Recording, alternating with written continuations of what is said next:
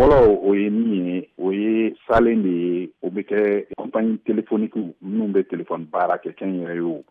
olu bɛ ka salen de ye o ye n'a bɛ fɔ a ma ko taxe sur le chiffre d'affaires mais a tɔgɔ yɛrɛ yɛrɛ ko TARTOP, taxe sur l'accès au réseau de télécom ouvert au public. TARTOP in bɛ sen na kabini san 2012 kɛmɛ sarala la 5 de tun bɛ taa Wagaden ba kɔnɔ. U y'a décidé jamana ɲɛmaaw y'a décidé k'a yɛlɛ ni 2 ye donc kɛmɛ sarala la a bɛ na nalen 7 de la ka bɔ 5 la ka na 7 la kɛmɛ sarala la mais compagnie kɛnyɛrɛ ye téléphone compagnie de bɛ a sara compagnie kɛnyɛrɛ olu de b'o sara.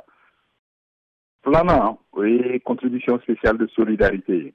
o tun ye salen min tun bɛ sen na maintenant a tun dabilala san 2021 ale salen ale kelen tilancɛ kɛmɛ sarada la ale fana bɛ sara kɛnyɛrɛ ye baw de fɛ minnu bɛ salen ba sara n'a bɛ fɔ a ma ko bénéfice sur les BICI, bénéfice sur les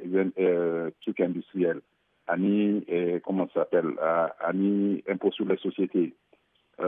Donc ani olu ta bɔlen a la taxi wɛrɛ yɛlɛla min yɛlɛnen bɛ sannifɛn dɔw kan ni o ye dulɔ ye n'a b'a fɔ a ma ko alcool bon donc dɔ farala o fana sɔngɔ kan litiri o litiri sɔngɔ dɔ bɛ fara a kan 200 b'a la 400 b'a la 600 b'a la 1,000 ni 200 fana b'a la donc a bɛ dépend alcool sugu min don dulɔ sugu min don donc o fana bɛ yɛlɛ en fait jamana bɛ ka ɲini de ka a ka sɔrɔ yɛlɛ barisa majɛ dɔ de bɛ Wagaden ba in na n'an b'a fɔ a ma ko budget d'État musakaw de ka ca ni sɔrɔ ye ni miliyari 581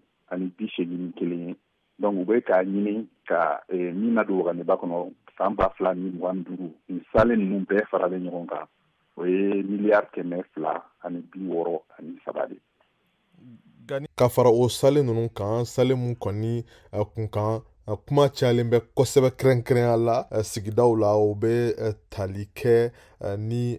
maaw ye crédit kɛw kun misaliyala 200 la i bɛ 180 sɔrɔ mugan o bɛ taa Wagaden dɔ kɔnɔ ani fana wari cili nɛgɛjuru sira fɛ o sɔngɔw bɛna yɛlɛ dɔɔni fana i bɛ se ka ɲɛfɔli kɛ an ye o fana kan. O ye fonds de soutien au projet d'infrastructure de base et de développement local de ye o ye Wagaden ba dɔ de ye min bɛna to jamana bɛna se ka dɛmɛ kɛ baarakɛyɔrɔ dɔw ma min ɲɛna kuranso b'o la ani siraw ani terrainso yɛrɛ donc o de fɛn salen o bɛna bɔ communication ani transfertw la n'o ye wari sara ye mobile money fɛ donc o bɛɛ de bɛna dɔ fara Wagaden ba in wari kan ka to ka jamana dɛmɛ ka se ka nin baara ninnu kɛ. Jamanaden dɔw bɛ olu y'a fɛɛrɛw talen olu ko k'a bɛna olu ka musaka bɔta caya ka sɔrɔ gɛlɛya bɛ maaw kan yala siran tɛ dɔɔni k'a fɔ ko ni salen ninnu sɔngɔ yɛlɛlen a kana kɛ jamanadenw fɛla ye wa? ɲɛfɔli ko dɔrɔn de don a bɛ fɔ min ma sensibilisation ani communication ni i bɛ nin fɛn ninnu kɛ n'a bɛ se mɔgɔ caman ma e yɛrɛ b'a dɔn bi téléphone bɛ bɛɛ bolo transfert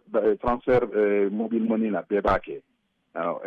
bon mɔgɔw fana caman jamanaden fanba de fana bɛ yen minnu tɛ se ka banque lasɔrɔ minnu tɛ se ka fɛn wɛrɛ lasɔrɔ olu bɛ u ka banque y'u ka téléphone de n'a bɛ fɔ a ma ko banque numérique paiement digital donc ni dɔ farala o sɔngɔ kan donc o bɛ dɔ bɔ olu ka sɔrɔ la ou bien n'o waleli sɔngɔ yɛlɛla o bɛ dɔ bɔ olu ka crédit wari la ou bien u bɛna dɔ tigɛ a la ou bien bon a bɛ kɛ ko dɔ ye a bɛ se ka gɛlɛya ni lase jamanadenw ma mais salen ye min ye salen jamana ɲɛmaaw de b'a jateminɛ jamana ɲɛmaaw ka sariya de kɔnɔ k'u bɛ se ka salen boli jamanaden bɛɛ kan a bɛ fɔ o de ma ko politique fiscale lever l'impôt mais sisan olu de bɛna jateminɛ salen min bɛ se ka sara jamanaden min bɛ sara jamanaden dɔw fɛ min bɛ sara jamanadenw bɛɛ fɛ mais an ye min jateminɛ Mali yɛrɛ salen ko la kɛmɛ sarala mɔgɔ 5 kɛmɛ sarala 5 de bɛ salen sara salen kɛmɛ sarala 95 sara